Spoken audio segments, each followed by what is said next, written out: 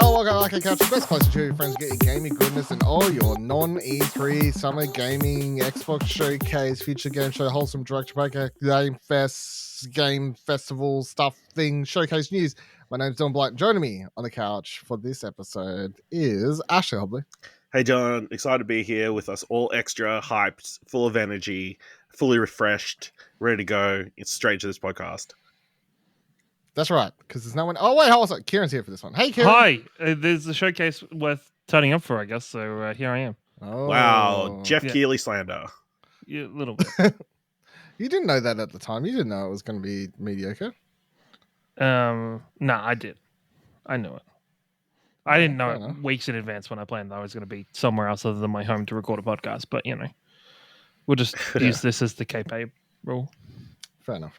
Mm. Yep. So we're talking about the Xbox games showcase today predominantly. We're going to quickly run over some of the other small ones like we did for the episode me and Ash put up a couple of days ago. Whatever. What did we talk about in that? Summer Game Fest, Some games Gorilla first. quickly, and something else. Day of the Devs. Day of the Devs, that's right. So I'll quickly run over also in a sec the Future Game Show and the things that are worthwhile talking about in that, and then Wholesome Direct, and then let's kick it off with the Ash. You watched all of the Tribeca games showcase or whatever they called it. Spotlight. Tribeca Games Spotlight. Yeah. So for people who don't know, what is this? Because this is the second year. No, it's like the third year now. Is that where third they've year? done, they've had a selection of narrative-based games showcased at the Tribeca Festival, which used to be called the Tribeca Film Festival, now it's just Tribeca Festival. And yeah, they're playable there. And they do this big spotlight where they kind of interview a lot of the teams to discuss the inspirations and the thought process and how their teams kind of come together. So yeah, it was a really cool video. It's like 40 minutes, I think, off the top of my head. 7 really fantastic games, very varying in how much you know about them. Obviously, like Goodbye Volcano High, pretty well known. A Highland property. Song, Goodbye Volcano High, Chance of Sinar, Nightscape, Stray Gods, The Expanse Telltale series, and Splot. Yes. So really fascinating games. Really cool to hear from a lot of the devs about their inspirations, that kind of stuff. I think one of the teams is being made by like 4 people in Qatar. It's like 3 of the crew are like, it's their first ever gaming project. Yeah, just really interesting little, some of them small, some of them really big. Obviously, learning a bit more about Goodbye Volcano High, learning a little bit more about Stray Gods, learning about The Expanse Telltale game, which is being made by Don't Nod, which is hilarious to me. Yeah, there's a lot there. No, it's Deck 9, not Don't Nod. Sorry, Deck 9, yeah. they're the same almost, but yeah. Here's my question for this. For this, Kieran was like, when we talked about the nominees or that was announced a couple weeks ago, Kieran was making fun of Expanse. How's it looking? It looks like a Telltale game. Yep. But to be fair, Deck 9 obviously, like, they're basically third generation of this game, I feel, of this genre. Yeah. You know? I mean, it looks like at the very end, the like really great Telltale stuff, but obviously visually a little bit better. I'm sure like I would have picked up a few more references if I knew anything about The Expanse, but yeah, obviously the main character of the game, it's from the show and that, so definitely worth checking out, I think. Yeah, I'm gonna run through it. I've just been trying to keep up the ones. Oh, there's just so many showcases. There's so many showcases. And since you did the article for sorry if anybody wanting to listen to what you want to watch this week, it's just we've watched nothing but showcases. It's fine. What we wanted to watch was showcases for video games. Yeah. I need a short of what do you want to watch on my schedule this week. All right, let me run down. So I'm gonna run down. Let's go Wholesome Direct. So Wholesome Direct, obviously, showcase focused on games that are, described as wholesome, which can be subjective, of course, but more or less it comes down to the gameplay, how it looks, and the story it's going to tell. So Zero gore, I assume. No, they did talk about how, like, I think if you go look at the about section, they're like, hey, a game can be wholesome if it's like about overthrowing oppressors. So it sort of just becomes about like what's the actual thing. Show kicked off pre-show. Minico's Night Market, Pico, Spirit Swap, Button Swap, Soccer Days, Frog Song. So Frog Song, fucking out. Shadow Drop. I really want to play that. I don't know when I'm going to find time, but it's basically like Zelda, like, you know, top-down isometric Zelda, but you're a frog. Fucking all about that shit. And then Minico's Night Market also got a new trailer coming out October 26th. Been keen for that for a while now, so keen on that. Getting into the main show, they revealed a game called I Am Caterpillar, which is a like adventure game where you're playing as a caterpillar. Cool. And I don't really know what the goal of the game is. All I know is it looked very cool, and like the whole game, this caterpillar's just trying to survive, and it's going around, crawling around. Obviously, some platforming puzzles, and you're making friends with frogs and stuff. But it's just like, you know, it wants to evolve. It wants to become a butterfly. So Use Harden. Yeah, maybe, and then got to do.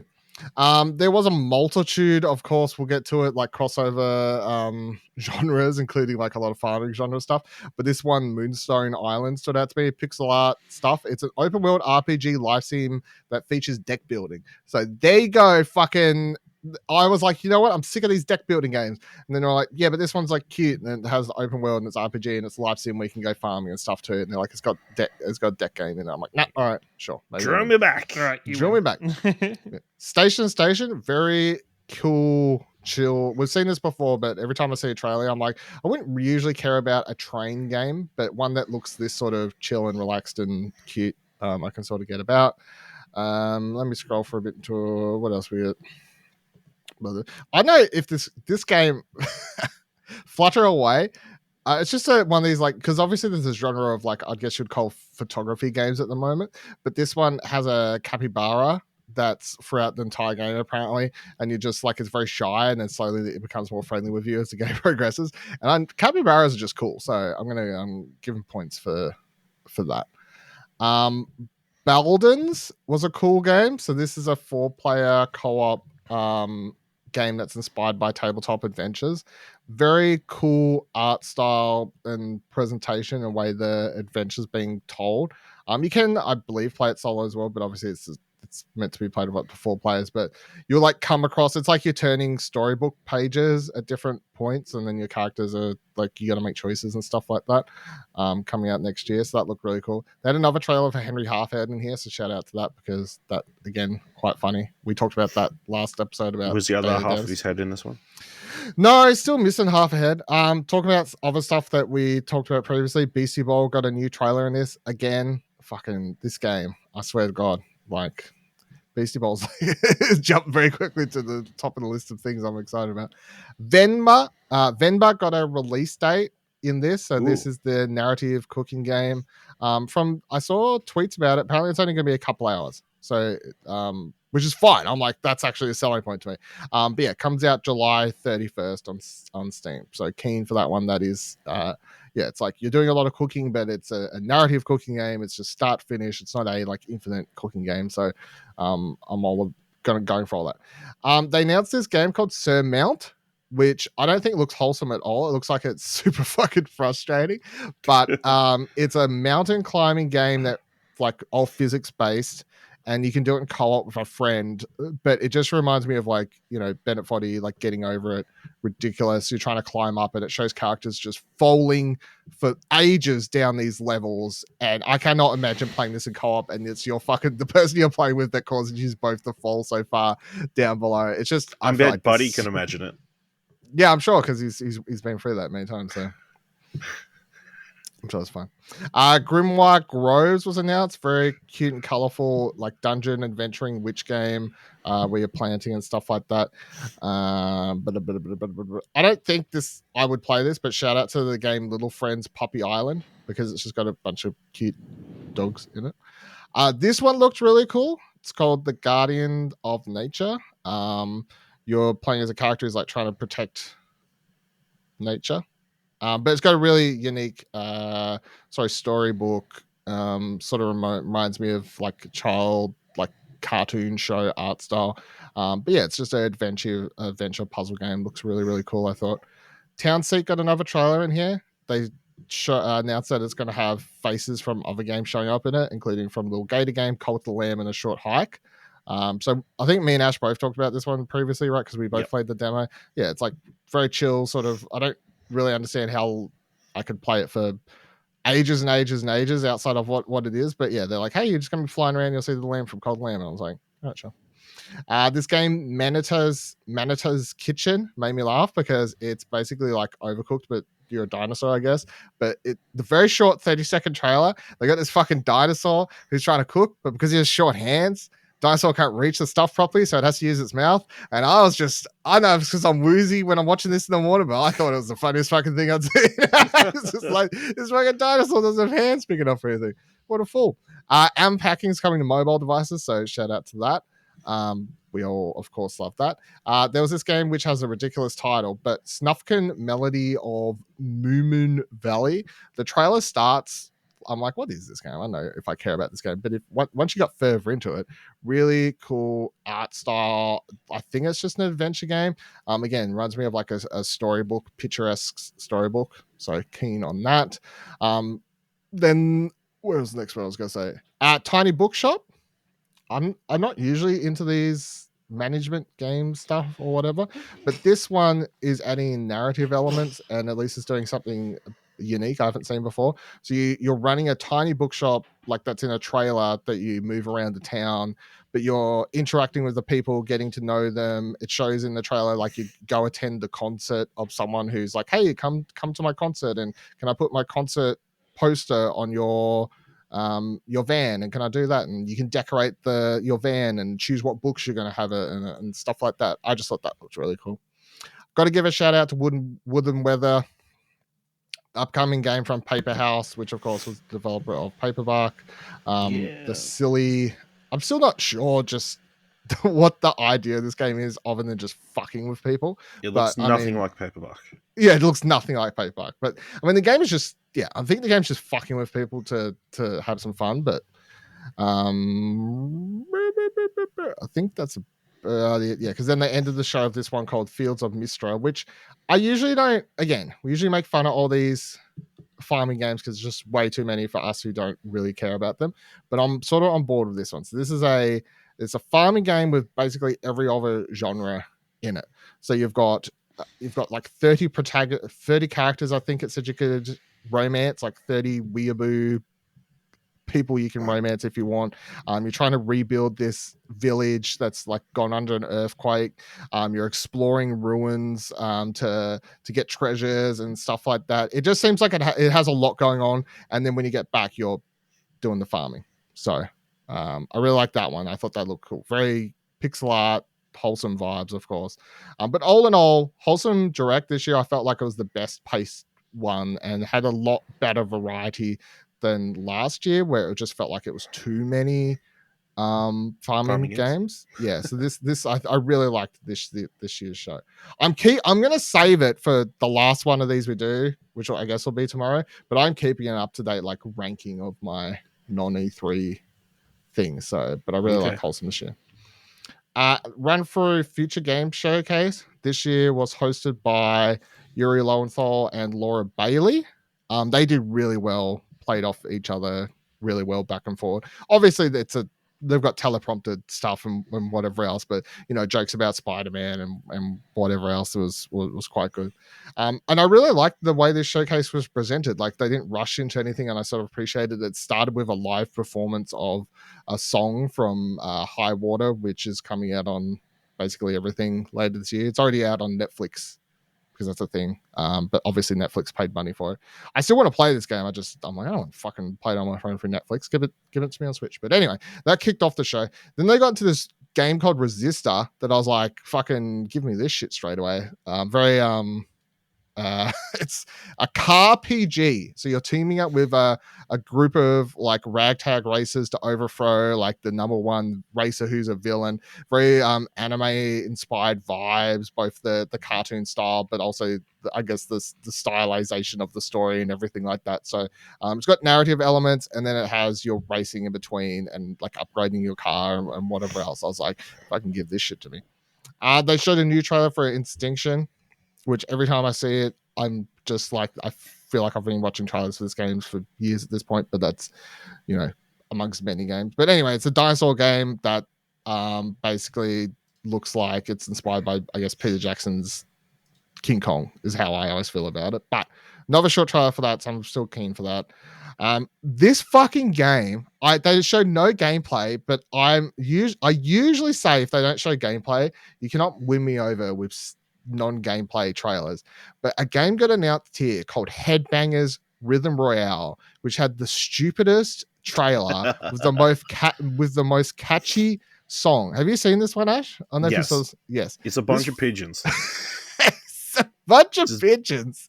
And the fucking music and song that's playing in it is just ridiculous. Yeah. So it's a battle royale game of some sort where you're like but it's rhythm based. I'm in. I saw zero gameplay. I don't know what you're fucking doing with this trailer, man. It's just it hit all it tickled my funny bones. I'll tell you that. What else do we have? Kieran just it's like you just yeah. It looked fucking cool. They had a trailer. This game's out June, so it's out in a couple weeks. Never heard of it until this. I don't know if it was just a cool cinematic trailer and the actual game will be bad, but they had a cinematic trailer for a game called The Bookwalker Thief of Tales, and I'd never heard this, but the concept of someone diving into real world books, stealing stuff from those, like fictional historical literary figures and stuff, I guess, to sell them in the real world. That's a wild concept, and I really enjoyed the trailer that we got for this one. I really appreciated again that they had a VR showcase as they did in the last one of these future game shows amongst this. It was really cool. Firewall Ultra is going to be my shout out from this segment. They actually showed a little bit of new gameplay and stuff on that in here, which of course I'm super excited for my Firewall Ultra. Wow. Outside of that, here, no PlayStation trailers. Yeah, what the fucking PlayStation is just fucking doing my head. I swear to God. They announced this game called Leica Age Through Blood, which looks absolutely insane. Really great art style. Again, just grabbed my attention straight away. But it's like I don't know, like it looks like a Metroidvania, except for you're consistently on a bike and like you're riding along, and then the character's like doing backflips across things, going into slow motion, shooting a fucking shotgun. There's a lot, and then other points just walking through these like steampunky-esque settings. There's a lot going on in this trailer, and I was like, I don't know what the full thing of this is going to be, but I'm all about whatever I'm seeing here. This fucking game too, I don't really know if I like this one, but I'll just point out there was a game called Enchanted Portals announced, which is going for, I guess, the exact same art style that Cuphead uses. Not to say that Cuphead invented that art style, because Cuphead's inspired by like those olden, yeah, it's like inspired by those old cartoons and stuff. But if you like that art style and want something that looks very similar to Cuphead, then yeah, check out Enchanted Portals.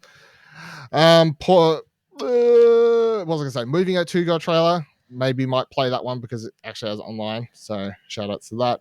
And then we got a trailer for, what was the last thing I was going to give a shout out to down the bottom here somewhere? Not straight. Oh, this game called what the fuck is it? By the way, Stray God's got a trailer in here like it did at the Tribeca thing focus. So for this one was funny because obviously Laura Bailey was hosting the show.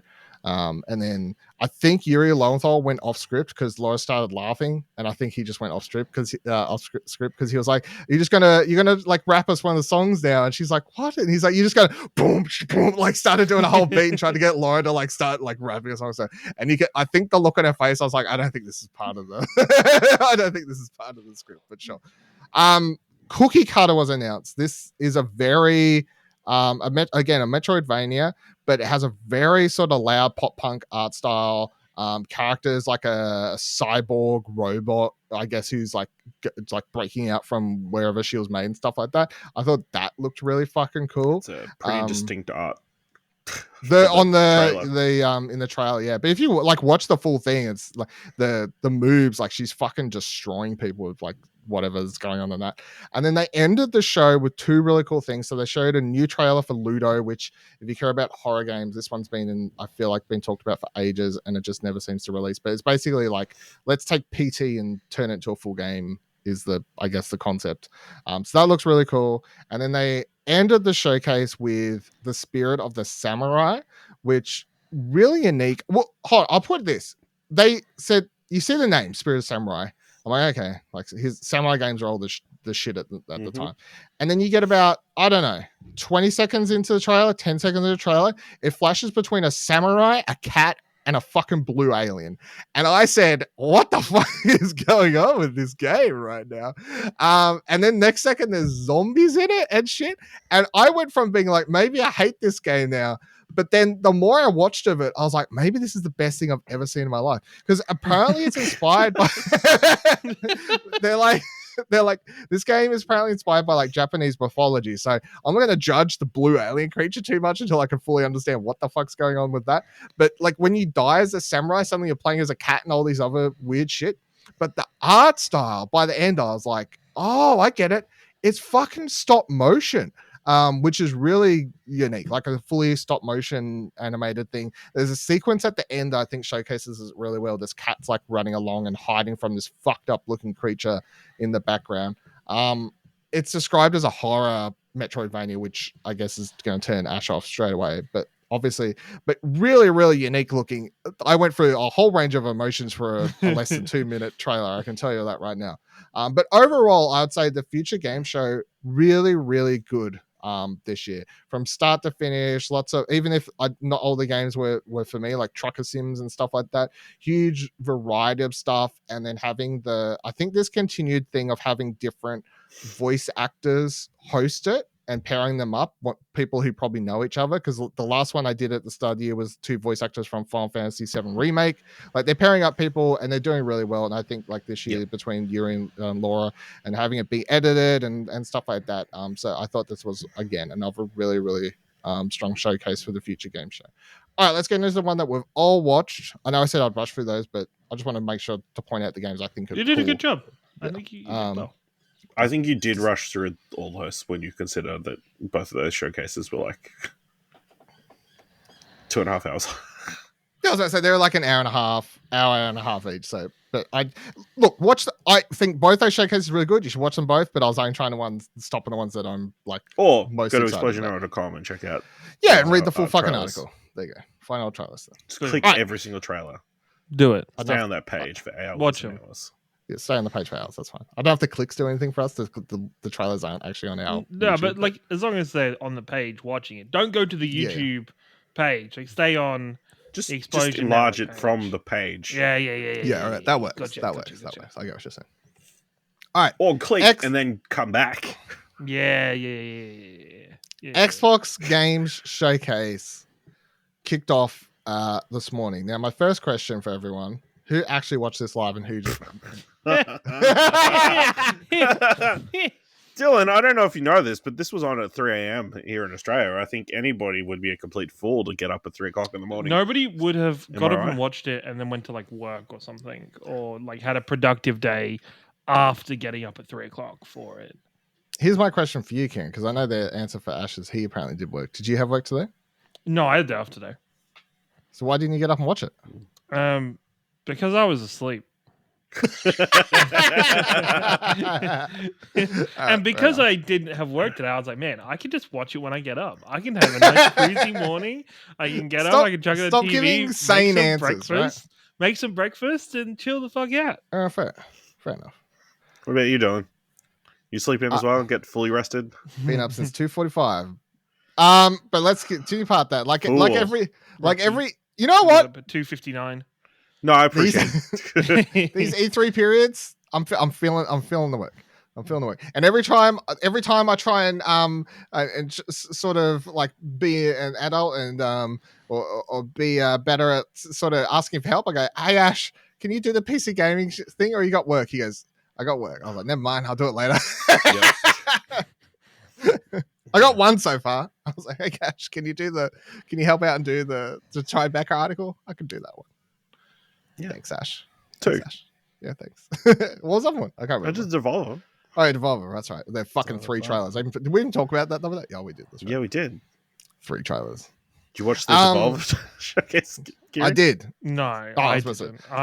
You should watch it. It was actually quite funny. Like as typical Devolver. All right. It's only like 20 minutes. I think it was fucking fast. Anyway, Xbox. Right, Kieran. as the person who watched this nicely with breakfast and whatever, what did you, before we get into the trailers, of course, what did you think of this year's Xbox Games Showcase? I will be surprised if there's a better showcase this year than this. This was awesome. This was everything that we said a week or two ago, or when we were discussing how badly they shit the bed with Redfall and talking about everything they need at this showcase to rewrite the train a little bit and get it back on the fucking tracks. The tracks have been fucking upgraded. We're not on some normal bog standard. We're on a fucking bullet train right now. I'm not completely bullish on this. I think there's a lot. The proof is in the pudding. I think. Look, if they pull off even 50% of what they showed in the showcase as good releases, Xbox is back. Like, Xbox is like really well established and going really fucking well in the next couple of years.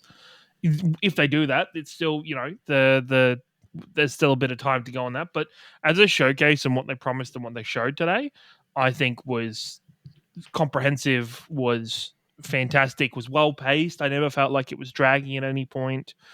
Even leading into the second section, which is like, even though it was a separate showcase technically for the Starfield Direct, it felt like it was part of the same show and it flowed very easily into it. I think this was a fantastic showcase overall. Ash, what do you think? Yeah, I think they did a good job. They showed off a lot of games. Like, they did learned a lot of mistakes. Learned from a lot of the mistakes PlayStation did, and announced or revealed a bunch of stuff that their first party studios are working on. They gave Xbox players hope again. Even though, a lot of these games are still ways off, I'd say. There's everything in the showcase the next 3 years. Yeah, and this was definitely, like, last year they did the whole all these games are coming in the next 24 months. Yes, that backfires usually. It was 12 months. months. 12 months. Yeah. 12 months, yes. And that severely backfired. Still haven't seen that new trailer for Hollow Knight. No, that's never coming out. Just build up the hope. I think we as gamers do like knowing what the studios are working on. Like, having these games like in the distance that we can look forward to. Touchstones. I think someone called them these games that we can hold candles to, hold a candle to. Yeah. And pray to. I don't know if they were praying to it, but I think it was pretty positive for Xbox. Yeah, I would say I agree with everything you just said, with one little asterisk on it. Because I'm a big supporter of, like, the games industry should be more open, like movies. Like, movies being in development isn't really, other than Marvel, it's not really like a big secretive thing. You know when movies are happening. It's not like they release them, like put out a trailer. I mean, every now and then you get like a Cloverfield or something, but that's like a needle amongst the haystack of movie releases.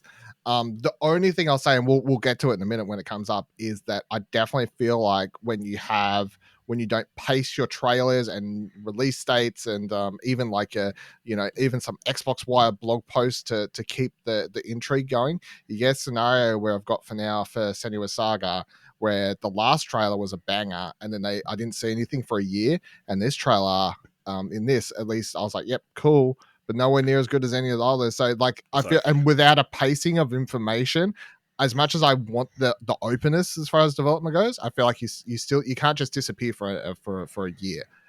If you're going to put out, and we'll talk about it in a second because it's the first one, but if you're going to put out this trailer for Fable, you can't not put out any information for Fable for a year now. Like, I'm not saying you need a new trailer, but they'll fucking do it. But I just think, even if it's a blog post of, like, just talking about, like, a random feature or a random story or a random character, just enough to keep it in the news cycle, to keep people's intrigue. Even if they just give something to the Game Awards in December, like, just give Jeffy a trailer for Fable. Just say, here, that's it. Like, the. But what if it's still like 2-3 years away? Are we just going to string people along for the next 2-3 years? It's next year, though. Is what they've said. Is there a date? I don't. Yeah, they said next year. They said next year. They said not in this trailer. In the Phil Spencer interview segment thing he's done after the fact.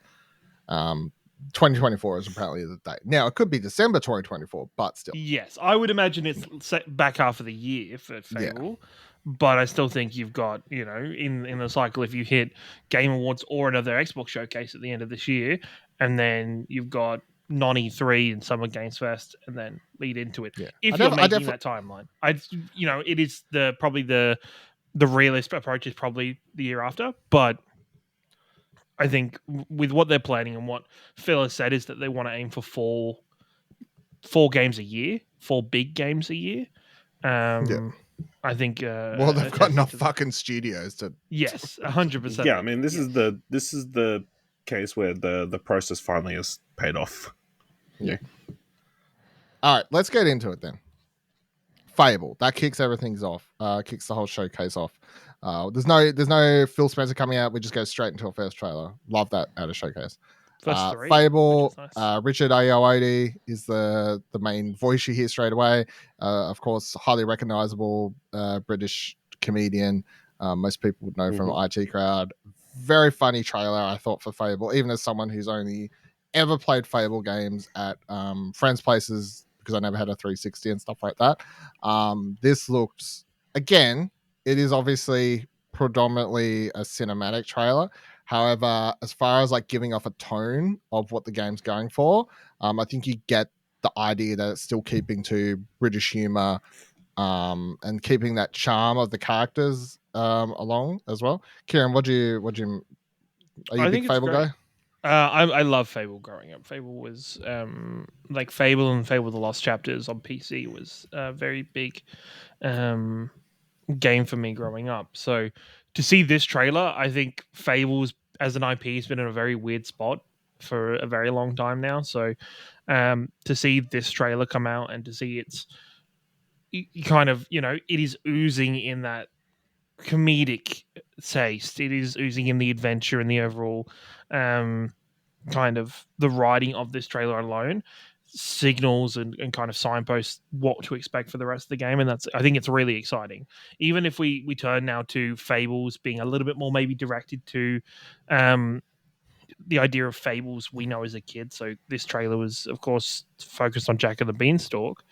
I love that payoff, that moment when you realize that Richard Ayoade is the giant from Jack and the Beanstalk and everything happening from there on. I think that's really fucking fun. That's really interesting, and I'm excited to see what Playground Game does. But considering Playground is most well known for Forza, and there won't be any cars in this. I hope that it is. It'll be interesting to see what they do with a completely new genre and a completely new kind of IP to dig their teeth into. I'm really excited for it. Ash? Yeah, looked good. As someone who's no relation to Fable whatsoever. Fun tone. But I feel like for a lot of people on the outside, it's like Playground Games look like they know what they're doing.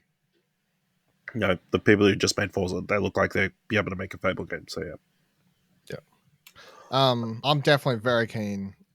Just based on they start the trailer, they got Richard Ayoade there. I'm like, all right, I'm in. That's all I need. It's a big fan of his as a comedian, I guess, and funny. Like if you want to watch something quite funny, he has a show called it's like Traveling with My Friends show. Or something. It's just like he's traveling or whatever, and he goes around. That's quite funny. Even that one or his holiday one. Him and Noel Fielding. Him and Noel Fielding doing anything at my I'm high up on, very much so. All right, then we got South of Midnight. So again, only a cinematic trailer. This is what Compulsion Games has been working on since the release of I can't remember that Mask, whatever We Are People or whatever that game was called. We Happy Few. We Happy Few. Yep. So here we are with this. Set in the South, or I can't remember. They released the setting after the fact, but obviously the trailer introduces the lead character. She's like a monster hunter or something, is what we gather. You don't see it, but something rises up in the background at the end here. What do you make of this one, Ash? Artistically looks very interesting. I know they came out and said there's going to be no CGI trailers in this, but I think they said like it's a 80% or some weird number that they said no CGI trailers, all in engine or gameplay, and this looks like a lot of CGI to me. Yeah, I mean this could be liars. That's what they are. Could be an engine. But yeah, I mean, this is a cool mood setter and like a cool way to like announce the project you're doing. It doesn't actually tell you much about what the game is, but yeah, definitely get that South American, like Southern US vibes, like Mississippi, heading down to the kind bayou. of like, yeah, those sort of vibes from this. So, yeah, looks cool. Kieran, do you like swamps? I love the bayou. I love where they're with the crocodiles. They like to swing around, do the gator rolls. They're gators. No, it is. I think it's an interesting vibe. I think it is one of those things where you're like, well, what the fuck is this game?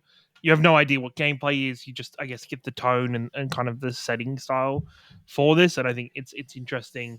Once again, we're not going to see this 2025. But I think it'll be an interesting IP to keep an eye on and see as it evolves and as we roll out and get more information on it. I think it was a great to have this in this little spot here and to get a taster for it in a fairly meaningful way. Yeah, I like the art design and character design, but yeah, obviously not much is going, so I can't get super excited about it just yet. Star Wars Outlaws then got its first trailer here and reveal ahead of a gameplay walkthrough coming at the Ubisoft Forward, which is as of recording happening at 3 a.m. tomorrow morning. Star Wars Outlaws though you'd be dumb enough to get up to watch that at 3 a.m. Right? Crazy.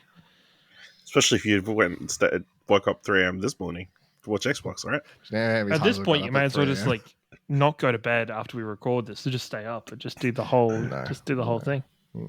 I think you die. So this is set between episodes 4 and 5 is what they've said. You are playing as like I thought it was 5 someone and 6. in the 5 and 6. Sorry, yeah, 5 and 6. Yeah. You're playing as like I don't know, like an outlaw. You might even say. I might even say an outlaw, right? But yeah, you got like you're trying to do this you're trying to do this big heist. Obviously, it's dealing with the underworld of Star Wars, which we was going to get a game for at one point, but you know, obviously these keep dropping off. Anyway, it seems like we're finally going to get a Star Wars game that's not about Jedis or anything like that. That's at least as far as we know. Some really cute critter in this trailer. I'm definitely optimistic. I mean, I just need to. I'm saving any and all hype until I see some gameplay tomorrow morning. But I'm definitely intrigued by the setting. So far in the characters and stuff. The only thing is, I'll say, game's still setting anywhere between episodes 4, 5, 6. I'm like, go somewhere else. I'm sort of like, why are we all around this very particular like couple year period? Like, fucking leave it alone. Anyway, Kieran, what do you think? I thought this was a good trailer, an interesting trailer. Did you guys like? I think, get me if I'm wrong. Is the cantina at the start? Is that supposed to be Galaxy's Edge? It just looked like some of the stuff I've seen of Galaxy's Edge. Could be. But no, I think it's another. I think another interesting Star Wars IP. I'm really excited to when I get.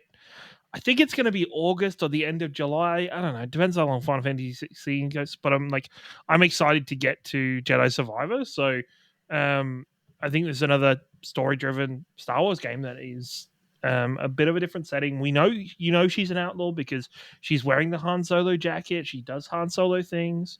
So I'm interested to learn more about her character. She's got a ship. She's got a little funny alien, little creature with her companion. I'm excited for it. I think it's a great use of Star Wars IP and to see this caliber of games being shown, especially here shown at the Xbox showcase. I think is it's fantastic. So I'm excited to see more of it down the track. Ash? Yeah, it looks promising. Obviously, they keep bringing up mention of the Syndicate and that kind of stuff. So obviously, it's going to be dealing with the underworld kind of stuff that we kind of got a glimpse at through Solo. If they show me Kira in this, I'm fucking all in. That's all I'm going to say. Yeah. That'll turn me. Kira in this, I'm down. Turn you? As if you'd say you're lukewarm on this? I'm currently lukewarm. You'd be 100%. Damn. Yeah, all in. I'm currently Han Solo on the. You'll be all in, like when she's playing the whatever the card game is. I can't remember what it's called. I want to be Obi-Wan with this one. Isn't it? No, I don't think it's Baccarat.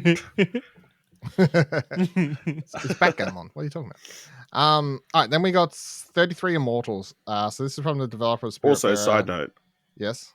people are super horny about that robot in the trench coat. Of course so.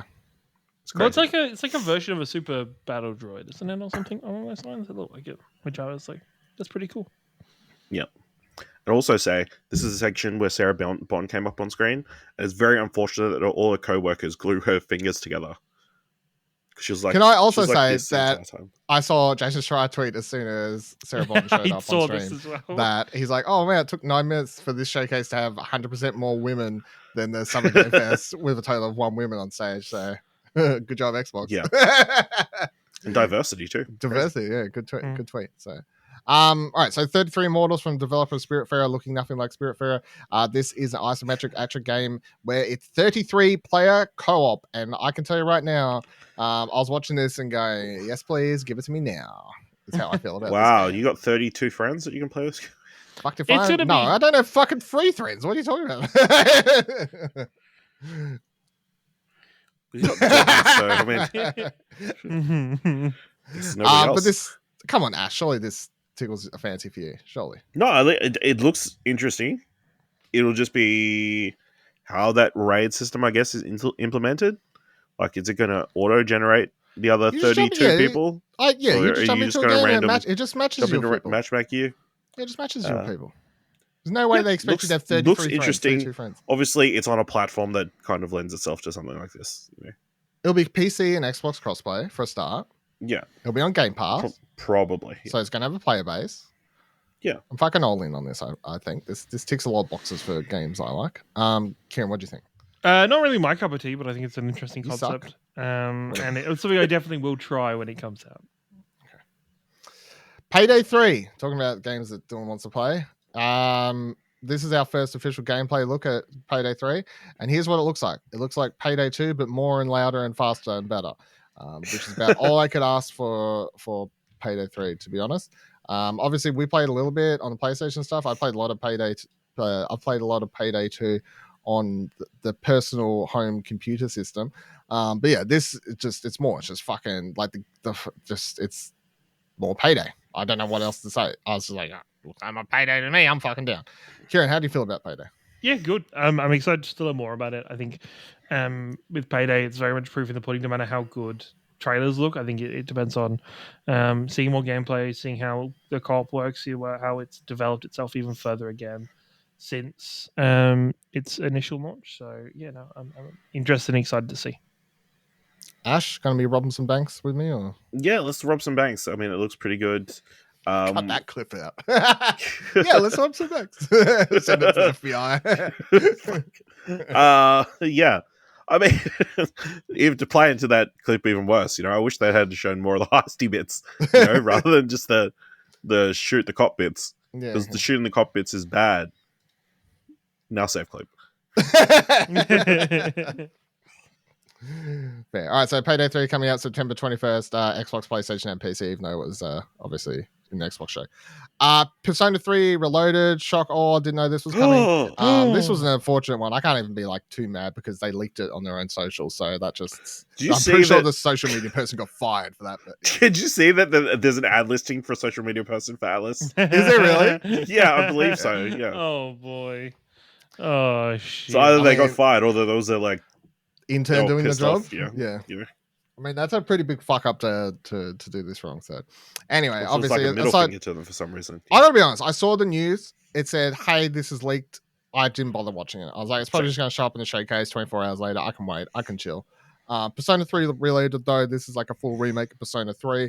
After the fact they've revealed it is a straight remake of the original game, so it doesn't include the female protagonist that shows up in P3 Portable or the other version of the game, some of the additional stuff. FES it's only a remake of the original Persona 3 game. Still looks pretty damn cool. Ash, what did you think? Yeah, I mean, it looks cool. Obviously, bringing a lot of elements from 5, just aesthetically, but also like the dungeons look a little bit more interesting, whereas in the actual game they were a lot more bland and kind of like basic. It's the reason I struggled to play it. The one time I tried to play the PSP download on my Vita was the dungeons were just so fucking bland. Because I tried to play it after I played Golden, and I was like, yeah. Yeah, looks cool. It'll be interesting to see what if they keep like all the elements of 3. Because if I remember correctly, the There's way some they questionable get their stuff. personas in They this shoot one, themselves in the they head. shoot shoot themselves in the themselves head. in the Yes, it's They're like, not going to remove that. That's part of the game. Yeah, and also no, they it'll got just be- completely new voice cast as well. I thought is that because Yuri Lowenthal used to be the lead, and somebody Yeah. else is doing it now, and he had a really nice post about the I name. think that's fair. I think obviously he's got a lot going on, and this is a big game. So And other voice actors in the cast are problematic Yeah. now. So Kieran, did you? Yeah, no, What do you I'm think? excited. I've never played P3, so definitely something to look at. I don't know when the fuck I'm ever going to have time to play it. Look, I just said I want to play this. I don't know when I'm going to play it. I just come with you and say I want to play things. Doesn't mean I'll actually play them. I want to play it. I'd be interested to play it. Am I going to play it? Probably not. If I had to commit to playing everything, I said like this looks cool. we would just not talk about anything on this podcast. I have to quit my fucking job. All right, so then we got our first look at Avowed. I've seen a lot of interesting takes on this one, so let's just jump straight into it. Obviously, this is Obsidian's game. When it was revealed, it was like, oh, this is just going to be like Elder Scrolls. This doesn't look anything like Elder Scrolls. This definitely is a different type of fantasy, even though some people think old types of fantasy looks the same.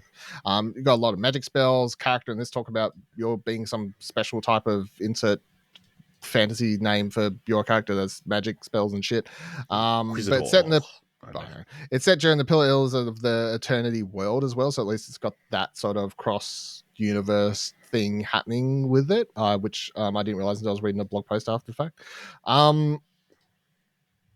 Kieran, what did you think of Avowed, our first game? I'm like, I may have gone backwards on it, but I don't know. I think I need to see more of this game. I think the first time I was very lukewarm on this trailer, and I was a bit like, oh, when I initially saw it, just before we started, I actually went back and watched it, and I went into it reminding myself of Outer Worlds, and I have a lot more hope for this. I think the moment to moment gameplay didn't light me on fire. It looked a little bit I don't know. There was something about the art design and the overall gameplay design that was just a little off for me. But the overall story moments and that is where I'll still be interested in playing Avowed. And then there's kind of, once again, thanks to Xbox Game Pass, there's no reason not to buy it. I'm looking forward to seeing more of it, see a more in-depth gameplay of it, to hear more about the story, hear more about the world, hear more about the characters. It was in the Xbox 360 days. There was around about the same time it was launched. There was Elder Scrolls Oblivion and another RPG called Two Worlds that was very similar. And Two Worlds is very popular for a very specific audience. So yes, Two Worlds is let's say niche, and I thought this. I was worried that this was falling too much towards the New Worlds Two Worlds side of things. I'm hopeful still for it, and I know Obsidian have such a fantastic writing team and RPG systems, but this didn't light the world on fire for me. Ash? Yeah, I think it looks good. I don't think it's as graphically impressive as people were hoping for. But, Obsidian's got a proven track record of having really good games and really good stories, so I'm down. I don't think you can particularly tell what the combat is exactly going to be like. It's like pretty hard to tell from this trailer, but I mean, I have seen criticisms on the combat, like the animations and stuff, but to me, it just looks like a Skyrim. It could just be very far away still. Like, I don't expect like intense first person. And Outer Worlds was not combat impressively. No. Combat. The stuff I remember and we talk about from Outer Worlds is the writing and characters and stuff. So it's the talking your way out of every fight. Yeah. So, talking away out of fights. Sea of Thieves: The Legend of Monkey Island was announced. So a crossover. Sea of Thieves just keeps doing the most, like they're fucking making people reinstall the game consistently. Kieran, as someone who did play Sea of Thieves for a period there, and then as someone who likes Monkey Island, are you reinstalling Sea of Thieves this bad boy, or what are you doing? No, because this is during the month that I've dedicated to Final Fantasy 16. But this is definitely one of the moments where I kind of wish, we were back a couple years ago where we were doing live reactions to this, because I was super pumped. Like as soon as I heard the even like the soundtrack at the Lucasfilm start logo where it's just not even the logo, it was like the du, du, du, du, du, du, du. I was like, oh my god, is this no fucking way? And of course, the Lucasfilms Okay. our logo had popped up beforehand. And no, I'm really fucking excited. And once again, they're not like doing it half-assed by the look of it. Like it is like it looks like No, it the looks full like a Melee- lot. Looks like a lot. Like it looks like the Yeah. full Melee Island. They've got Stan the ship salesman there. They've got Guybrush. There is LeChuck's in it. There's the Voodoo Woman. Like it looks fucking insane. Like it looks so great, and it is so. It seems like it's so authentic in terms of like it's been made with love and care to the original source material. They've got all the voice actors. I think this is fucking great. This is exciting. I'm excited to see more of this as people are playing it. Is it enough to pull me in? Probably not, because I think for me, Sea of Thieves seems like a bit of a weird one for me to just try and jump into. I feel like I've missed too much just to be able to jump in, just to experience this. Maybe you can just play this as is though, and like Yeah. If you could, then yes, that would be amazing. But yeah, no, I think this is a fantastic crossover. I think this is so well, and this definitely comes from the recent release of Monkey Island games, and it's kind of coming back into the gaming scene. I think this is great. This was so exciting. yeah, I'm not going to be installing this, and I doubt you are, Ash, No. either. But yeah, it props looks to them. cool.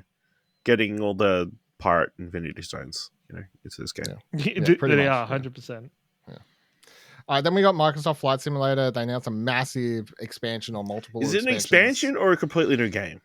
No, it's just the content that's coming to that game in 2024. But the question I have is this one update coming in 2024, or is this like everything that's going to be coming throughout 2024? Everything. Yeah, that's the part that I'm confusing. But Microsoft Flight Simulator is basically adding a fuck ton of shit in 2024 for like you're going to be helicopter missions, speed flying, balloons, they're adding jobs. That's what they're doing. Pretty much adding all the jobs, and then they're also adding the flying vehicle from Dune Part 2 on November 3rd in time for Dune. Cool. So that was cool. Yeah, just hearing the sound of it. Yeah, the thing. So, I mean, yeah, this game is obviously the idea because the reason they just called it Microsoft Flight Simulator instead of like a subtitle thing was because they're like they focused on the game's core stuff, and then they're able to do stuff like this, just do add-ons and stuff. So, really cool. I definitely want to try the Dune stuff, and I don't know if I'll like it, but I'm definitely intrigued to try some of that other random job shit that's in it and be like, maybe I should try and rescue someone that's trapped in a helicopter and then crash the helicopter and be like, oh, whoops. I'm going to fly up and let people jump out of my plane for skydiving. Why not? And then I'll dive and see if I can hit them on the way down. It's just a pity that I have to take up fucking however many hundreds of gigabytes. I think I've still got this installed on Xbox in case I ever do want. God. Well, I just keep it because it's so big, and if stuff comes out like this, it's too big to re-download. I can't be fucked re-downloading it, and like I'll jump into this Dune thing and play that for probably half an hour and be like, that was my fix, but that's fine. Yeah, but I don't want to delete it and reinstall it just to play it for half hours. So I just leave it. And I don't play enough games on Xbox to want to need to make space. And stuff. Yeah, that's fair. That's the other part. So. All right, then we got Senua's Saga, Hellblade 2, got a new trailer, confirms that the game is still is still real, and in development, which is, I took that as a plus. 2024, no locked in release date, but 2024 is better than what we had before, which was no year at all. So at least we've got that now. Trailer was cool, but as I said at the start, I did feel like after the last trailer we got, which was her fighting that troll with a bunch of other people and all that sort of stuff, very moody trailer, but also I'm like, meh. Like I'm still keen, but I'm not. You're sort of taking so long with this that you're sort of like my excitement is weighing a bit, and and this does come off the spending a year between trailers and stuff like that. I feel. Kieran, how do you feel about this latest trailer, Hellblade 2? I think it's a good trailer. Yeah, like you said, it's good to know this game still exists and it's still in motion. I know we had alluded to potentially being out the end of the year, and I think we were right. I hope this comes first half of next year. I think this is a first half. They just didn't want to commit You just said Yes, just in 2024. case. Yeah. But yeah, I need this to come out first half next year. I think it's more of what we're expecting and what we love for this game. I'm so excited for the fucking audio design, especially with Xbox having Dolby Atmos and that kind of setup I for can it. tell you what, being awake, as I put in my news article here, being awake at fucking 3 a.m. in the morning and watching this with headphones on, I was not awake enough for this shit. I'm really excited for it. I think it'll be nice just to get Ninja Theory to get this game out there because they earned so much goodwill and so much fanfare from the original Hellblade that I think it's just we are getting to the point where it's been so long that we need this to come out to really continue that kind of fanfare and to continue Ninja Theory's work because I think as we mentioned during the predictions, like Ninja Theory, I feel fell off the bandwagon a little bit by going and doing that Hero Melee multiplayer game, but I think getting back to this, I'm excited to see this, and I'm excited to see more. I hope this is bigger than the original. The original wasn't that large of a game. So no, the original was like an indie game that just didn't look like one, basically. So yeah, exactly. So I'm really excited for this. This should be great. Ash, I'm sure you loved it. Creepy sounds, creepy vibes. Oh yeah. 10 I mean, it's just a very weird order of trailers, really. They should have had this one last time and then the last one this one, to get you super hyped with the crazy action. Yeah. Like, I can imagine all the people who got super excited for this game based on the last trailer and didn't play the first game. Yeah. And then coming to this and being like, what the fuck? Well, even so, I think the other thing that was super exciting about that last trailer for you, like just to point out for you, because you haven't played it, is seeing Senua fighting alongside other people and stuff like that was super exciting because the first game's it's just singular, like it's a very solo experience. So there was a lot in that last trailer that made it stand out. Whereas this just looks like Senua 1. Like, I mean, this wasn't really a trailer. This was like an extended. It's just a clip from the game, is what it was. Yeah. It was just. All right, so then we got Like a Dragon Infinite Wealth, which I've since found out is actually Like a Dragon 8, and that's what it is. Yep. I saw that after the Japanese trailer came out for it, it is just Like a Dragon 8, which makes a lot more sense and makes me feel so much better because when this trailer first dropped, I was like, this is a very funny trailer, but how the fuck are they making so many of these damn games over there? But then when but when it was revealed, no, this is 8, I'm like, okay, that's fine. That makes a lot more sense. Ash, as the person who played Like a Dragon, whatever the last one's called, Like a Dragon, like a Dragon. Yep. How do you feel about this? What's going on here? Ichiban Kasuga waking up nude on a beach? Yeah, I don't know. Yeah. He has a habit of waking up with a little clothing on, so it's not surprising. But it seems like he's in America, which is an interesting wrinkle to the game. So yeah, I'm keen. Very hilariously done. What a great, definitely showcasing blocking and stuff like that. Yeah, fantastic showcase of the humor of these Like a Dragon games. Yeah, which I'm all for. Yeah. People keep mentioning Austin Powers that I saw. So yeah, he does. From the second movie, they do a very good skit like this. So yeah, Kieran, what do you think? I think the team, they've done such a good job of branching the Yakuza series out in the last couple of years. I think Like a Dragon, was it Ishi at the start of the year? What was the Ishin? Yeah, Ishin. Like just to see that not just the mainline Yakuza games doing well, but like the branching off and the different styles of games. I'm really interested to see them do something in America. I think that's fascinating in terms of what they're going to do with the title and with Like a Dragon in a Western setting. Well, for people who did, so RGG Summit last year, they announced Like a Dragon 8. They confirmed it's going to have Ichiban and I can't remember his name, the protagonist from the first 7 games. They're both going to be in it. And they all they did was a very quick teaser of them walking down the street together or whatever. So now, based on this, as someone who has said for a million years at this stage, I want to get into these games, but just never have time.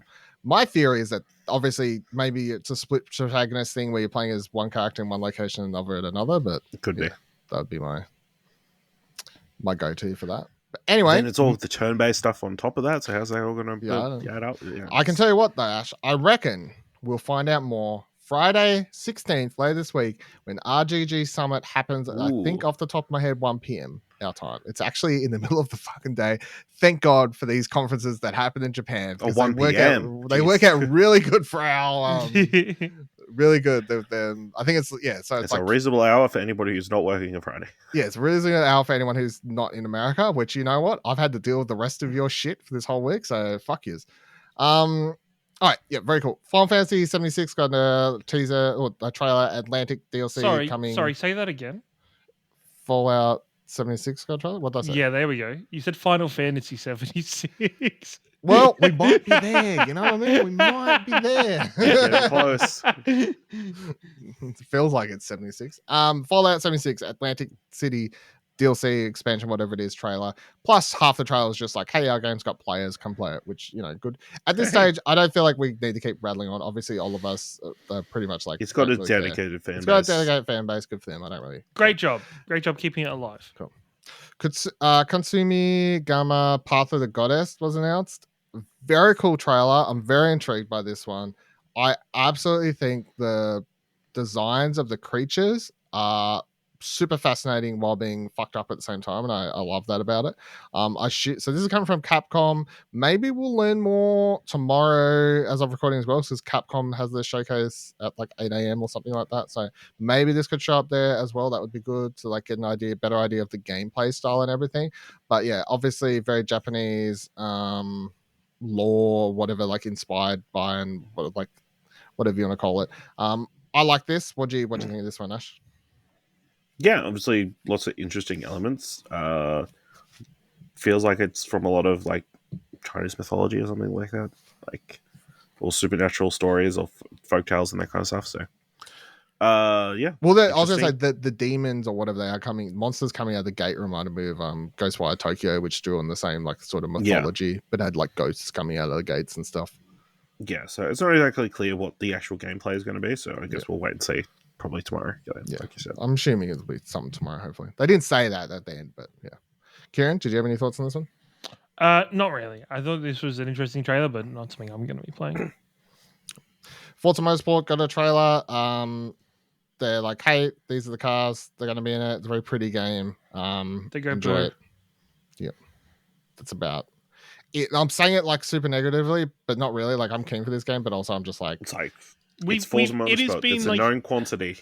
But it's also, this game has been the staple of Xbox's showcases for like the last like 2 or 3 showcases now. Like it is, we're very much at the point we where finally got a release date. It is coming out October 10th. So October 10th, yeah. There's that. Elder Scrolls then got a trailer. Online, sorry. Elder Scrolls Online got a trailer. Necrom Shadow of Morrowind. So if you play Elder Scrolls Online, this was for you. Otherwise, obviously, again, so I'd like talking about Fallout 76. Overwatch 2, Karen, walk me through this one. I felt so fucking weird about this trailer.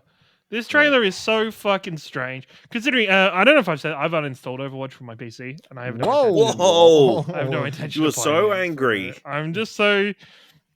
It's not even angry. So, I haven't had a place to rant about this yet.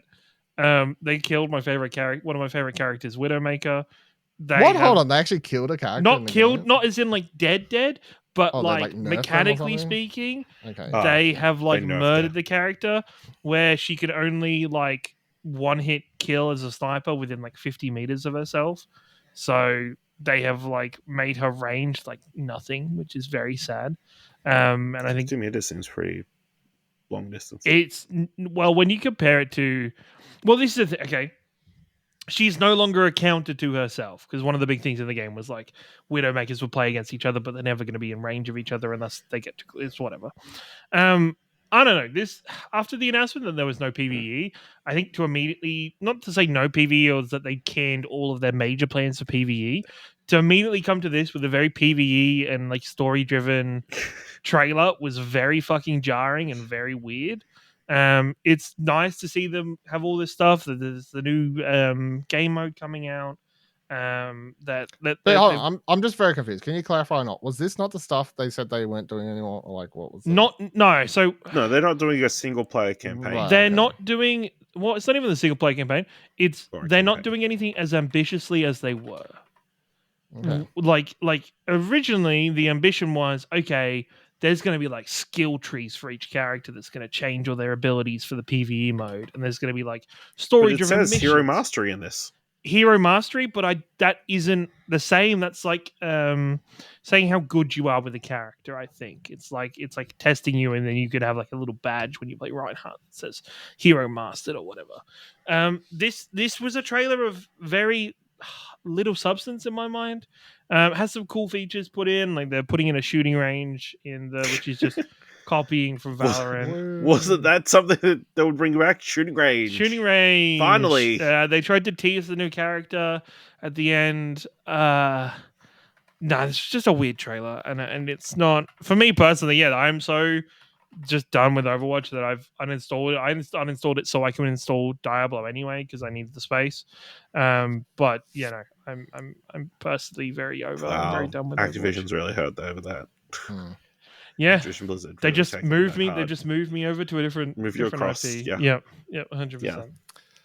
All right, then we got Persona 5. Wait, is it like all the characters available on Game Pass? Is that what the pack was, or I you believe buy so. them Yeah, separate? no, you can get all the characters on Game Pass, but then he That also makes sense. Yeah. advertised. Well, no, I don't think you can yet. No. So no, they can't. I was thinking of Valorant because Valorant you get everything when you with Game Pass, and that's Yeah. right. No. They were advertising a bundle that you can go and buy to get all the characters. Yeah. Cool. Yeah. Persona 5 Tactica was announced. Turn-based, grid-based tactics spin-off of Persona 5. Comes out November 17th for Xbox and PC. I know why you're laughing because this ticks a lot of boxes for me personally. I'm just laughing at how much they're getting out of Persona 5, right? Like, all right, They always do a lot of spin-offs. They always do a Persona lot of games. spin-offs, but just so we're still waiting on a Persona 5 kart racer. We need a Persona 5 fighting game. Ooh. No, they've done that already. They did 2. Have they? They did Well, 2 not already? 5, but they've done Persona Yeah, but fighting they need games, Persona 5 fighting games and stuff, and then Yeah. bloody hell. This looks They really need a good. How farming about game. you? Yes. You like this genre as I Yeah, do. Ash? How like do you you, feel this about is ticking a lot of boxes. You know, Yeah. tactics, Yeah. Persona. Yep. 2 boxes. Yep. Cute, chibi, it? Yeah, cute characters. chibi characters. Yep. another box. I'm all Yeah, in. it looks cool. Looks great. Got the music, got the characters. Yep. Want to see a little bit more in depth of what the actual tactical combat, I guess, is going to be. Yep. But other than that, I'm on board. Yep. Pity, at least as of so far, they never updated this fact after the showcase finished. It still lists this and Persona 3 only for Xbox and PC. Yeah. Well, if you saw the Push Square article, they don't confirm that stuff until like 24 hours later because PlayStation's got class, and they'll wait. Okay, we'll see. I mean, I would assume these are coming to PlayStation, maybe Switch as well. PlayStation's got class. I don't know. Xbox obviously like super they've hardcore. got like something with Sega Atlas happening is what they've got. Yeah, There is a because very obviously, close like a Dragon was exclusive to Yeah, for Xbox for like a a year. year. So yeah. I wouldn't be surprised if that's the same story for Like a Dragon 8. Yeah. So I think I don't think this will be. I think the next Atlas announcement will have something Xbox specific on it. this Tactica one seems perfect for Switch. So Yeah. no. Starfield got a trailer here. I'm just going to skip this because we're going to talk about Starfield later. So I don't think we're going to talk about it. Jasant, I think is how we say it. Jasant. Yep. Was announced. Don't Nod game. You're climbing up a cliff. You're solving puzzles. You're trying to get to the top to. It's a non-VR Call of the Mountain Rat. Yeah, I mean, maybe, but honestly, it's super. That game fucked me up so bad that I'm watching this and going, fuck climbing games. You know, like, it's so sick of climbing that fucking game. So, and yeah, I've seen a lot of people like super hyped on this. I'm sort of in the middle, and maybe it is because of that fucking stupid Horizon game. Climbing stuff, yeah. Yeah, it sort of really destroyed climbing for me in video games. What do you think, Ash? Yeah, I thought it looked good. Surprising is from Don't Nod, who are like seem to be pumping them out at the moment. Obviously, they got that Harmony game, which I say I haven't played. A lot of good reviews. Just want to say, yeah, so a lot of good reviews. And I feel like they've got another reasonably big game in the works as well. But yeah, this looks cool. Like a lot of climbing, bunch of puddle elements, little cute companion. Yeah, I'm on board. Kieran? Yeah, I think it looks great, and of course, Donut has a lot of faith with me, so it'll definitely be something I try out. But I'm not like massively hyped on it, I wouldn't say. Sure. The other one, Ash, was that one. Remember I was talking about from the I can't remember what showcase was. Banishes. When I was talking about the ghost one. Oh yes, It was That's it, Summer Games Fest Banishes. Summer wasn't Game it? Fest. Yeah, that's a Yeah. Don't Nod game as well. Still Wakes the Deep was announced. So this is 75 Scottish oil rigger. Something fucking sneaks aboard and starts fucking shit up. Obviously, it's some monster from the water because it's called Still Wakes the Deep. This is from Chinese Room, their new game. Very short teaser, very short announced trailer, but I'm sort of all aboard this. Obviously, this is a narrative horror game. So you're going to be doing a lot of running and hiding and stuff like that, I'm sure. But I'm very keen to learn more about this one. And actually Kim? hold the game in its very Yeah. essence. No, No, we I should think all stay this away is- from oil rigs. no, Nothing I think good this- happens there. This is going to be great. I'm looking forward to it. It should be an interesting dive in. Then we got Dungeons of Hinterberg. So this is I don't know, action adventure game, I guess, would be the genre surely. Very unique, almost comic book like art style on this one. A lot happening, a lot of different locations like cows, including running past a bunch of cows at one stage, which was sort of my favorite part of the whole trailer. But yeah, they're going on this adventure. They're filling out the book. They're in croissants. I don't really know what's going on, but it looks great. Ash, what do you think of this one? Yeah, it looks good. Like it kind of looked Zelda-esque, I guess. Mhm. You know, got elements of that, but it's with Lo-Fi Girl. Yeah, looks cool. Yeah, I'm keen to learn Lo-Fi more Girl for sure. with a sword. Ken, any thoughts on Hillsong? Yeah, Dungeons of I Hinterberg? got the Zelda vibes, What? but Any thoughts on Hillsong, the massive Church. Mega church? I'm gonna be honest. Put it in Before the that's bin. like seems really random. At the corner of my eye, I look at TweetDeck and I see SBS tweeting about a Hillsong church Oh, member. God. Oh, the interview. documentary with Yes, Mark Fennell? documentary. Yeah. They saw they Yeah. tweeted about the documentary. So mind my slip of the tongue there. But what do you think of Dungeons of Hinterberg? Also, maybe I should no, check I that thought- documentary out. I thought it looks interesting. It's a great Game Pass game. I'll be downloading it and checking it out definitely. Cyberpunk 2077, Phantom Liberty, DLC expansion, whatever we're calling this, More comes out Keanu. September 26th. Keanu came out, talked about it, love his enthusiasm for it. I Kind don't of was like Nicolas Cage. yeah. You boy. Fucking little bitch. I think he is. What do you think? Oh no, does anyone care about this? I'm not going to play it. I think it looks more in depth than I was expecting. And look, The Witcher 3's expansions were massive and were full of depth and content. So I'm sure this is going to be much the same, and it'll be more cyberpunk goodness for those still playing it. It's just not something I would go back to. Ash? Yeah, it looks cool, but it's a hard ask. Yep. To get back. Yep. I mean, the disc is there, but That's a lot. You could say that for a lot of things. The disc is there. You know, downloads there. It's fine. City Skylines 2 got announced. Another game I'm going to play, but look very cool for those who Great are music. deep into Great their music. sitting. Yeah, it had good music. cool trailer. But they had a lot going on. For those people that are really into these city building games, this one just looks absolutely insane to me, and just like too much for me to get in. But if you love those nitty gritty details in your city building, I feel like you could do everything in this game. At least that's what the trailer made me feel like. Yeah. So. I'll probably like play a couple hours and then like a bunch of traffic will like build up and I'm like, fuck this game. I'll run out of money. Yeah. Why aren't they paying any taxes? Look forward to Why that are they so episode. upset? Okay, Couch. Hey, Ash, you played some City Skylines too. What'd you think about it? Yep, I played 3 hours and I rage quit. Yeah, cool. So then we got Metaphor Refantasio. Anyway, Metaphor Fantasio. So this used to be just have a project name. This is the first official title or whatever. Long story short, this is the next game from the team that do the core Persona 3, 4, 5 games.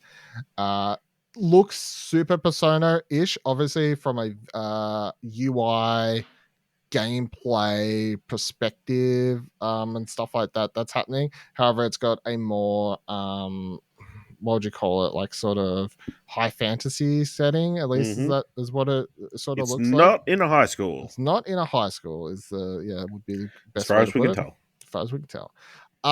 Obviously, super keen on this as someone who really really enjoyed like Persona 4 and then Persona 5 Royal.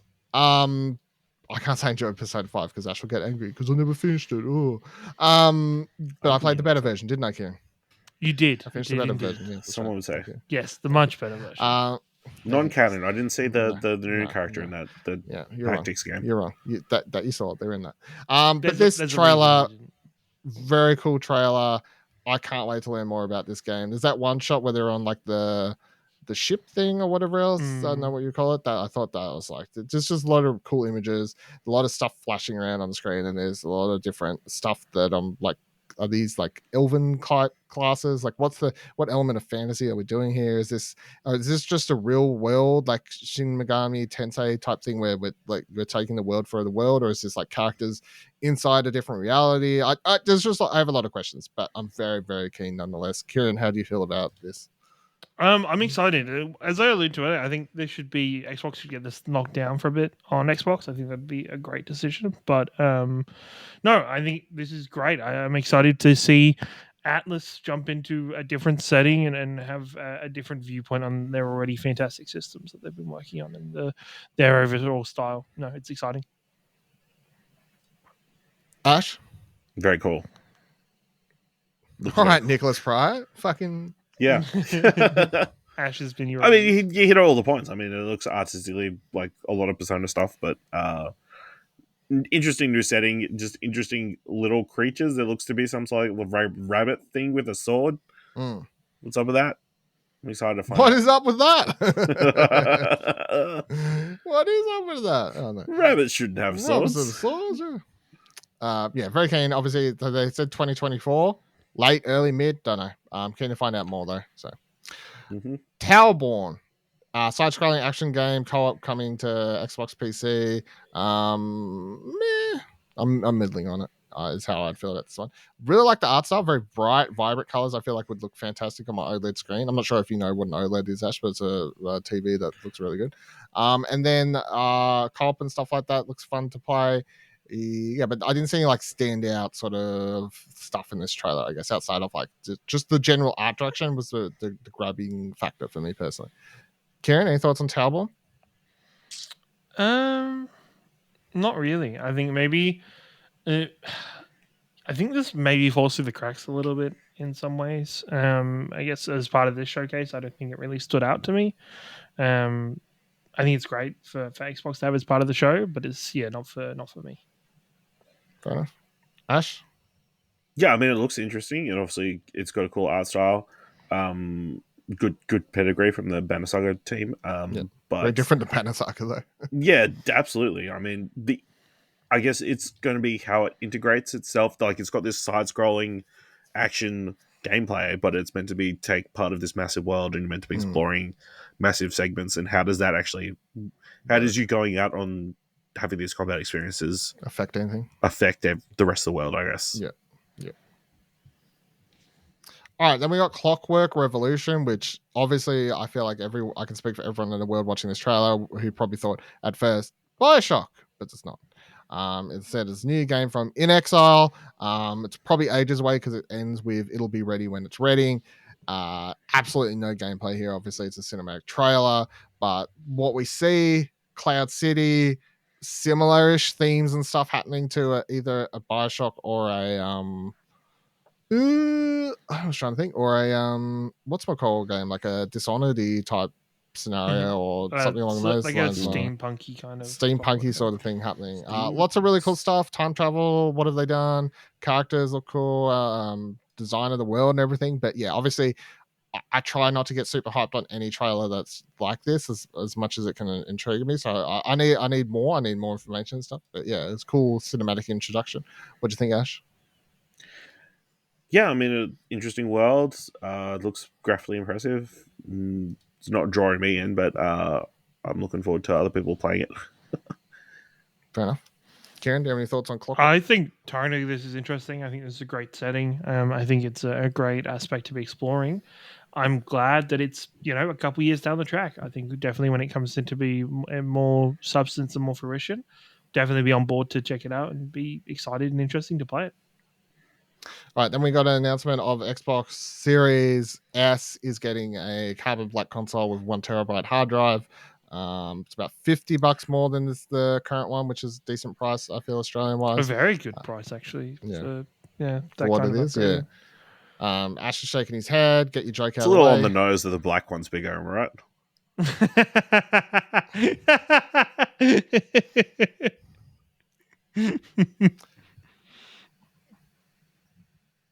And then after that, they went into the 45-minute-ish presentation on Starfield, the deep dive. Obviously, we transitioned into this. Todd Howard opened it.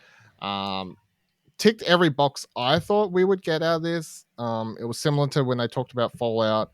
It reminds me when they talked about Fallout 4 back in the day at Yep. E3. Deep dive, running across the different focuses of the game, from like starting at story, going through the weapons, going through to the different planets and worlds, and like how the systems work. It's definitely the closest I've felt to actually understanding what I'm doing in this game. It even got my, as I sort of assumed would happen, a moment where they're like, let's talk about some stupid collector's edition because it's fucking watch. I was like, I guarantee that would happen. And then here we go. I don't know, it's sort of hard to talk about this because there was a lot here. I don't want to spend you could nearly do probably an entire podcast if you wanted to just break down part by part of this.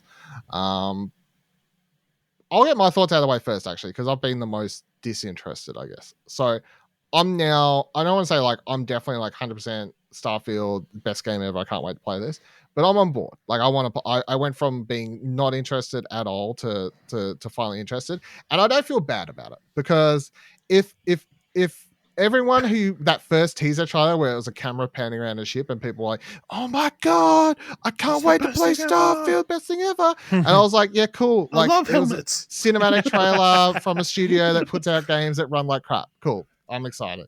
And I like playing Bethesda games as much as the next person, but I just know that I can't buy into their fucking fake hype. All of this looks really interesting to me. It definitely looks like a world I want to explore. The fact that the procedural generated stuff is balanced out by having set locations and cities that are named and set for everyone, that you can be part of that world, and it's just the smaller elements that are going to be different player by player. I think that's a good middle ground for having procedurally generated and curated content within your game. The hardcore amount of creation that you can have over your ship's character and all that sort of stuff, there's just a lot going on here. I like space stuff. I like the space game esque stuff of it. If you hate space stuff, I feel like this game's going to super turn you off, which is what it is. If you hate fancy stuff, you're obviously not going to like Elder Scrolls games. The one, I'll go straight over my couple negatives straight away though, which is I don't like that we got this massive. No, this is my tweet. I don't like that there's this massive space game and just it's a bunch of humans running around. Where are the aliens, man? It's very weird. I reckon they're holding. I reckon there are aliens. They're Dylan, have you not seen human history? You know what happened to the aliens. Yeah, we fucking killed them all, didn't we? We Yep. That's exactly what happened. I think there will be some aliens just based on some of the dialogue that happened throughout this piece where but I also think there will be aliens that look like humans but will be aliens. We'll see. Because obviously when I think about obviously when you think massive, hugely successful space RPGs, Mass Effect, fucking aliens. we love Garrus, we love Lilia, what's it? Liara, whatever. Liara. We love all these characters, right? Fucking Rex, whatever else. We all these unique alien species introduced to that game amongst the humans, the history and everything there. This game just being a bunch of people in space. That's it is not a full turn off because there's nothing out there. But I'm just a bit like, come on, like, is that what we got? The other thing was after the showcase ended, on one of old mate Phil's sit down on couches did reveal that the game is going to run at 4K 30 locked. There is not a 60 frames per second option for the game. That is a bit shit. But it is what it is. I'm less likely to get annoyed about it here because this is like a RPG first and not really like, I don't view these games as like proper shooters, even though there is shooting. I understand that, but like bit different to me. So I get it, but I'm still like, I just, the quote was like, oh, we just like really want to make sure everyone has the fidelity and like stuff like that. I'm like, cool. I understand you care about like that you can read the fucking full page of text on this book you spent a couple hours making. But if I personally would like to just turn that shit off and get 60 frames, I just want that to be an option. But anyway, it's their game, it's their choice as to how they want the players to experience it. Yeah, I'm gonna stand by the point. I feel like any game these days that is releasing without a performance mode, I just find very weird. I think that's fucking Zelda. It should just be a standard. I mean, Zelda is fucking. It's a hard one because playing that game, it is still a bit rough to play at 30. I don't feel like there are definitely moments where it chugs, and you're like, yeah, oh. It definitely is a matter of. I think because people have been bringing this up, right? I've seen people online be like, "Oh, people complaining about this, but not Zelda. They can't complain about this." Well, the thing is, Zelda. The reason that people aren't complaining is because everything else hits it out of the park for that game. So people look past that. It's still a negative. The biggest problem is that when Xbox launched the Xbox Series X, they said shit plays in 8K, man. Xbox metaphorically flopped their dick out in the middle of the showcase. It's the most powerful console ever. It's the most powerful console ever. And can only do 30 frames. That is the big problem, is that it can't. It's just not powerful enough. Yeah. It can't seem to optimize or get it. I'd be interested. You know what? I don't think they commit, and I guess that's them not committing to it, but it'd be lovely for them to, down the line, add it in and be like, hey, we've added in 60 frames. We've managed to smooth it out. We've done some more optimizing. They probably will. I hope so. I mean, it's not a killer.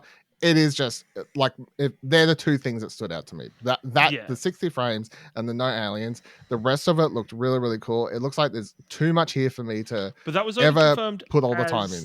Only for console, right? If you play, I don't think only PC console, PC. PCs. Well, I'll say, let me put an asterisk on that. As far as I saw, they didn't talk about PC, so we're reading between the lines and assuming the PC will do 60, which is fair. But I just want to say, asterisk, they never actually 100% came out and said PC will run at whatever you want. Yeah, nonetheless. But yeah, there's a lot of stuff happening here. That massive city that they go into, the main one, absolutely just so much shit happening there. It's crazy. The story, I think, is like interesting when they introduce the group that's like looking into the Constellation group and stuff like that. I think describing the game's art style direction as NASA Punk, I thought was a really good I like how the team came together on that, because I do feel like that is a combination of words that I can go, yeah, I kind of get that. I can see that, like NASA Punk. I can see how that's coming together. So I'm definitely going to want to play the game now compared to prior to this showcase. I gave absolutely no fucks. So as far as did this 45 minutes work for someone like me? Yes. And the thing is, a lot of people tweeting about this game already were going to get this anyway, so I was less interested to hear their thoughts. Whereas I'd be more interested, like, I think something like this winning someone like me over is obviously should be a win for them more so than a win by having you two, who are probably already going to play this anyway, be like, yep, I'm still super excited, which is fine. Like, I'm glad you are still excited, but yeah, having this win someone like me over, I think, is a bigger win. And if it won me over, I assume it's won some other people like me who were fence sitters over. So anyway, Kieran, what did you think of everything that we got? I am a tale of two thought processes. One, if they pull off like 75% or even half of the shit they've talked about in this game's gonna be fucking amazing. Like, I think after this showcase, I sat down and went, if this game's as good as they are presenting it to be, plus the fact that we've had Tears of the Kingdom, plus the fact that we've had we're gonna have Spider-Man, plus we've had every other, I think this might be the best year in gaming. Like, if this shit pulls this off, I know, chill out, but like, if everything pulls off, I think the next couple of years are going to be amazing years in gaming. And we're coming out of the slowed down production, yes, or a lot of that. Like, Yeah, no, it feels like we're getting stuff, and so Final Fantasy this Final month as Fantasy well, coming, so. yeah, 100%, right? Like it feels like the whole year it's been such a fucking good year, and I hope this does pan out to be. I'm excited for as soon as they started talking about the story stuff, and like for me, the bit that got me super amped because I didn't process it beforehand was like the character creation stuff. Them talking about all of the potential like character abilities and skills and stuff, or like the backstory stuff you can add into your character, or the Like the character fan. creation. I was like, yeah, I'm like, oh, that sounds fucking great. I hope that is as detailed. And then there's this other half of me that sits there and goes, bro, this just fucking echoes No Man's Sky. This is almost like No Man's Sky 2.0, but with a more heavier Bethesda. And sure, there is more Bethesda content in this. There is more catered content that they have made and created. But there's no way. Like this is probably the pessimist in me. There's no way this has a good fucking launch. This is not gonna. If this comes out playable and with minimal Bethesda, like with just normal Bethesda bugs, I will be fucking impressed because the sheer scale of this game and the sheer like granularness to all of its systems, if it fucking works and it runs really well, holy shit. Like I'll put it this is going to come out with bugs no matter what. In a game like this, I would always expect to have some form of bugs that you can QA test for 100 million hours and still people will find stuff once in a while. I accept that. However, I think this has to be the best Bethesda launch that they've had, and if it's not, I think that would be considered a failure, especially coming off the back of Redfall. Yes, I would 100% agree. Mm-hmm. So I'm super excited for this. I think this 45-minute presentation was fucking insane in terms of just how much depth there is. I'm excited for the characters. As soon as they started bringing up characters and talking to people, I was like, fuck. I loved meeting people in Fallout games. I loved meeting people in Oblivion games. I love even, it's not them, it was Obsidian, but Outer Worlds. I love meeting people in Outer Worlds, and I'm so fucking excited to play out these stories and to experience things on such a vast level. I'm super hyped, and I'm excited for this to come out. Am I gonna put it anywhere near an Xbox? Most likely not. I'm probably gonna have it on PC the entire time. But I'm excited for this. I pray to God. You know what? If this launches well, like I think this does so much for Bethesda and it does so much for Xbox, and I think it kicks off a resurgence of people wanting to buy Xboxes and play Xbox just off the back of this. Ash? Yeah, I think, it looks pretty fantastic. They went the whole, like you said, the whole Fallout 4 route and like going deep dived, told you pretty much everything you possibly could. Even tried to scare you off with a bunch of settlements and base building elements. Like, people were still sticking around and watching it. Just the crazy amount of detail. I love them showcasing all the different ways you kind of play the game with all the developers giving their own personal ways they play the game. The one developer who was stealing all the sandwiches was the one Twitter people were going on about. Yeah. Yes. Or the guy running around punching everybody. Yeah, punching everybody. Yeah. And like in the low grav, fantastic. Looks like there's a potential for a lot of fun. It definitely looks like No Man's Sky, but with guardrails. Like, there's a whole galaxy for you to go explore, but listen, we got like an actual story and stuff for you to do here. So, with kitty gloves kind of guiding you along.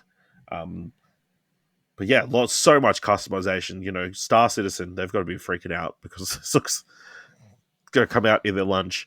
You can have how many spaceships? And they could like anything. Ridiculous. Even just the level of custom, like they were like, yeah, we made mechs out of our starships. That one developer was like, I have a whole fleet of ships that are all based on different animals. You can go steal on ships. Ooh, yeah, piracy. Very cool. Yep. Yeah, there was just so much, I guess, in this 45 minutes. And every time they would show something and be like, yeah, like we've got character coaching, like cool. They're like, we got skills, and like they'll tick all the typical Bethesda boxes, but then they're like, and then you got ships, you can customize your ship, you can keep extra ships, you got your companions, you can basically set up fucking warships, You're going to have outposts you can go to. People are trying to sell you ships. You can buy some ships, sell your ships, fucking meet people there. Like they can like upgrade your guns. Employees. Yeah, like you can basically pay people their wage. Like there was just so much going off in here. The one thing I guess we haven't touched on, as much as I said no aliens, we do get creatures, which I all thought had really cool designs. I did appreciate the variety of different creatures that were seen throughout the trailer. So you're not just fighting within the 45 minutes, you're not just fighting pirate, rebel, whatever we're calling them, humans, more humans, but shooting more humans, all that sort of stuff. And I will say that as much as I'm disappointed, and you can definitely I remember watching this before it was confirmed, and I felt like the gameplay sequence that opened it, where they're like boosting into the sky, I wasn't sure if it was just the bandwidth of the trailer. Like I just said, oh, it must be the bandwidth of the trailer, it's just running a bit sluggish or something like that. But then when they confirmed it's 30, I was like, okay, it's like that's what the problem is. It's the 30 frames per second. Even with that said, I felt like the combat, as far as the shooting went, even as a Bethesda game where the shooting in a Fallout and stuff is, it's not meant to be played like a first-person shooter. It's meant to be played as a VATS game for the most part. What was shown here as a first-person shooter definitely felt decent. Like it's not Call of Duty. It's not, anything like that. But the shooting, at least, I thought looked and sounded good. I felt like the sounds of the different weapons and stuff, like the sound design, felt really cool as well from what we're coming across here. And then, coming back to jumping off what you just said, that I think that's a very good description. What Ash just said, like the, No Man's Sky with guardrails, because that's what sort of makes me feel a bit more comfortable here. Because it is like, okay, well, there's like all these planets and small planets that you can explore, and they're going to be procedurally generated, but they're just going to procedurally generate a planet with a random dungeon with the same fetch quests. Like at the end of the day, it's just like all the stuff that's going to matter, story mission stuff, that's still going to be hand curated. So it's just for all the people who would ever complain about like Elder Scrolls Skyrim and like running out of stuff to do, this game's not going to have that, I guess, because you're going to have this like never-ending list of procedurally generated content that you can just continue to build upon. But for someone like me who just wants to play through the story missions, I guess, and sort of be done until any potential DLC, and I've got other stuff to do, I don't need to make this my fucking third job, I'd be happy to move on, so anyone going to pick up the collector's edition? Who wants that watch? No. What was the not that I'm going to, but what was did we see the Australian price for it? Was there one up? 500. No, $4.99. Oh my god! How about the controller or headset, Ken? Any of those? No, because I'll be needing neither of those for my PC. So no. Yeah, fair enough. Ash, how do we feel about the premium versions being $5 daily access? An actual reason to buy an Xbox game, am I right? Well, it's actually funny because I usually hate those early access pre-order bonus things, but I think they should probably just put that on all Xbox pre-orders now, because it helps them get money out of Game Pass. Yeah, they'll actually sell games. Yeah, it'll actually make people buy the game. So that's quite funny. Starfield coming out September 6th. Of course, Xbox Series XS and PC. So look forward to that. October is currently looking absolutely ridiculous at the moment. All right. Anything else? Any wrap-up thoughts or all that sort of stuff before we wrap up this one? I know, Kieran, if you just want to give your 2 cents, obviously you didn't like Summer Game Fest. Is your not that I didn't like Summer Game Fest. I just think it had pacing issues. I think it started off really well and then just kind of went bad. And I don't know. I think maybe it's. I was thinking about this. Maybe it is the affliction of our society and our generations at the moment, where everything good has to be in the first like half an hour to 45 minutes to keep so people actually see it, because more and more people stop watching longer form content and drop off. So you need to get your good stuff out early and then kind of peter off. I think Final Fantasy looks insane, looks so good. But download the demo. No, I don't 16, like. By the way. No, I don't. I don't like downloading demos. I don't know. Why not? It's not a demo; it's prologue. Yeah. It's actually if it's actually separate content. Your save file carries. Oh, okay. I'll chuck that on before I get it. It's like the first 2 hours of the game. It's the first couple hours of the game. It carries free. Okay. Then yes, I will do that. He fucking swerves so hard. Just Look, then. if it's actual content that makes sense and it means something, or if it's No, like you're so far carries free. So if you want to get a jump start in the game, yeah, okay, good. play the demo. So there you go. All right. I wish more RPGs did that because I think Octopath like started it. I feel, and then they're like, no, let's try. Well, that's the thing so with far goes on. that kind of game. I don't want to play like a random. Like the thing is, right? For me, demos are for people to try the game and see if they want it.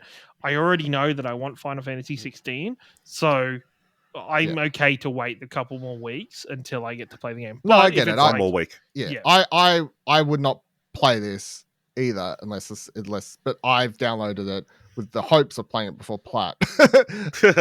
Funny. Very funny. Because the save file carries forward, otherwise I wouldn't care. Anyway, I've downloaded that demo, I've downloaded Life of P demo, I've got all these things to never play. There's what was the climbing game that we're just talking about? There's fucking a million Steam demos I'd like to download and play. There's a demo for that. Steam Next Fest is next week, I think. Yep. You know what I get to pick up tomorrow though, Ash? What? Asus Rock Ally tomorrow. Ooh, that's Release early. date I didn't know tomorrow. that was so close. I didn't know June that was so... 13th release date. Yep. Oh, So, that's a very... Yep. It's very nice. Yep. All right. So I'll do it for this episode of Arcade Couch. We will have we're gonna do one tomorrow morning after. It'll just be me and Ash again for that one because Kieran, I presume, will be at work. Yes, correct. Yep. Yeah. So we're going to talk about Ubisoft Showcase on that one, which will be the main focus for that last pod. It'll be. I'm actually like super excited for the Ubisoft conference now. I'm pretty keen between Star Wars, probably Avatar, and some Assassin's Creed, and maybe a surprise.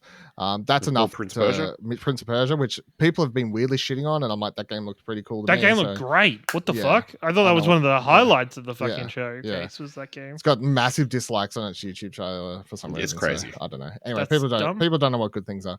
So that'll be the main focus we'll be talking about tomorrow, and then also we'll quickly talk about the a couple of things I think are standouts from PC Gaming Show, which I'm halfway through watching currently, and then also Capcom Showcase, which usually lasts only like half an hour or so, and there won't be that much to talk about because Ash doesn't probably like anything from that because it'll probably just be some Resident Evil and a couple of Street Fighter and stuff like that. And then Exo Primal, which again, I'm telling you, that game could be fun. I tell you, I played it now. I'm sort of in. And then outside of that, just as your update, I think the next thing after that is nothing for a while. You've got the Xbox Extended Showcase. It comes on June 14th. That is Wednesday. That's again happening at 3 a.m. I'm not going to get up for that. Although they did say today that there will be some new stuff in there. It's not just extended. There will be some new stuff in there. Obviously not huge. You got the RGG Summit happening again. I'll confirm the time. Yeah, I was right. 1 p.m. Friday. So if you want to get some more news on Like a Dragon 8 or whatever we call it now, Infinite, or the man Like with a Dragon, no name, or whatever it was. Gaiden, the man who erased his name, and maybe something else that's going to be there as That well. sounds cool. And then that's it for this week. Actually, no, Sunday, Netflix to Dumb would be the last thing for this week. So that will have some gaming related stuff in it. Of course, as Netflix continues to hire and try and move more into the gaming space as well. So that's the rest of the week. But we are sort of coming out of the hectic part of this non-E3 stuff. Yeah. So anyway, thank you for joining us. Listen to last episode if you want to hear us talk about Summer Game Fest. Listen to the next episode if you want to hear us talk about Ubisoft. Otherwise, we'll be back to our regularly scheduled Monday episodes after tomorrow's post. Thank you very much for joining us. Goodbye.